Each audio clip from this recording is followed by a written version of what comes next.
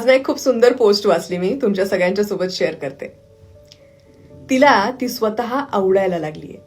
तिचं काय, ती मनात येईल तसं वागते. हो वागते, कारण ती तिच्या मनाचा विचार करायला लागलीये.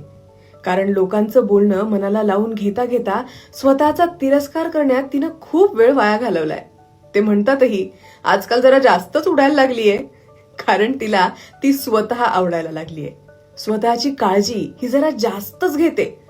आता तिलाच ती जरा समजून घेते. स्वतःचं एक वेगळं जग निर्माण केलंय तिनं, जिथं ती तिची स्वप्न मोकळेपणानं पाहते. स्वतःवर प्रेम करायला लागलीये. तेव्हापासून स्वतःला सावरायला शिकलीये. माहिती नाही का, पण तिला ती स्वतः आवडायला लागलीये.